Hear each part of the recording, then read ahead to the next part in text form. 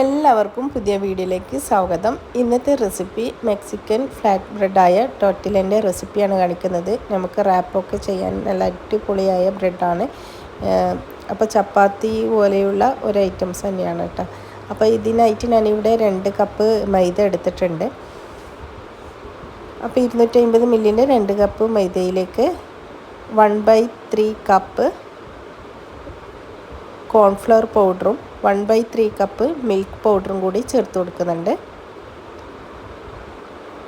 ഇനി ഇതിലേക്ക് 1 teaspoon baking പൗഡറും 1 ടീസ്പൂൺ ഷുഗർ, ആവശ്യത്തിനനുസരിച്ചിട്ടുള്ള ഉപ്പും കൂടി ചേർത്ത് കൊടുക്കാം. എന്നിട്ടെല്ലാം കൂടി ഒന്ന് നന്നായിട്ടൊന്ന് മിക്സ് ചെയ്ത് കൊടുക്കുക. ഇനി ഇതിലേക്ക് 1 ടേബിൾ സ്പൂണ് ഒലിവ് ഓയിലും കൂടി ചേർത്ത് കൊടുക്കുന്നുണ്ട്. ഏത് ഓയിലാണോ നിങ്ങളുടെ കയ്യിലുള്ളത് അത് ഒഴിച്ചെടുക്കട്ടെ. വെളിച്ചെണ്ണ ഒഴിച്ചെടുക്കാൻ പാടില്ല. ഒലിവ് ഓയിലോ സൺഫ്ലവർ ഓയിലായിട്ട് ചേർത്ത് കൊടുക്കണം. ഇപ്പോൾ ഞാൻ ഇവിടെ ഒലിവ് ഓയിലാണ് ചേർക്കുന്നത്. പിന്നെ കുഴക്കാൻ പാകത്തിനുള്ള വെള്ളം കൂടി ചേർത്തിട്ട് നന്നായിട്ടൊന്ന് കുഴച്ചെടുക്കാം. ചപ്പാത്തിൻ്റെ മാവൊക്കെ കുഴച്ചെടുക്കുന്ന രീതിയിൽ വേണം കുഴച്ചെടുക്കാനായിട്ട്. അപ്പോൾ ഇതന്നെ ഞാൻ നന്നായിട്ട് കുഴച്ചെടുത്തിട്ടുണ്ട്. ഇനി ഇതിൻ്റെ മുകളിലേക്ക് 1 ടേബിൾ സ്പൂണും കൂടി ഒലിവ് ഓയിൽ ഒഴിച്ചെടുക്കുന്നുണ്ട്. എന്നിട്ടെല്ലാം കൂടി നന്നായിട്ട് കുഴച്ചതിന് ശേഷം ഒരു 10 മിനിറ്റ് ഒന്ന് മാറ്റി വെക്കണം. അപ്പോൾ ഇതാ ഞാനൊന്ന് 10 മിനിറ്റ് ഒന്ന് മാറ്റി വെക്കുന്നുണ്ട്. അതിനുശേഷം ഇതാ ഞാനൊരു കോണ്ടർ ടോപ്പറിൽ പിന്നെ മൈദ തൂവി കൊടുത്തിട്ട് ഇതാ ഒന്ന് നന്നായിട്ടൊന്ന് കുഴച്ചെടുക്കലാണ്. ഇനി ഇത് നമുക്ക് ഓരോ അനുസരിച്ചിട്ട് ഉരുളകളൊക്കെ അനുസരിച്ചിട്ട് ഒന്ന് മുറിച്ച് കൊടുക്കാം.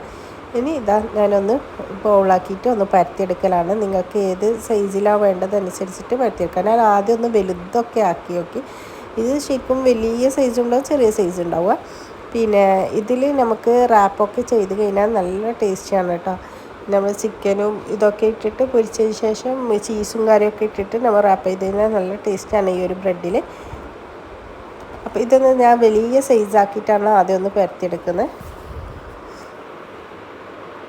അപ്പോൾ തിക്ക് കുറച്ചിട്ട് വേണം പരത്തിയെടുക്കാനായിട്ട്. ഇനി ഇതാ ഞാനൊരു തവ വെച്ചിട്ടുണ്ട്. അത് തവ നന്നായിട്ട് ചൂടായ ശേഷം ഒന്ന് ഇട്ട് കൊടുക്കലാണ്.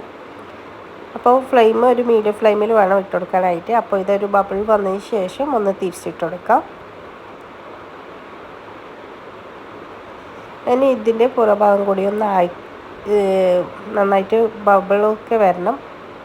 അപ്പോൾ ഇതാ ഒന്ന് വന്നതിന് ശേഷം ഞാനൊന്ന് തിരിച്ചെടുക്കണം. ഇങ്ങനെ ഓരോന്നും ഇതേപോലെ ഞാൻ ചുട്ടെടുക്കുന്നുണ്ട്.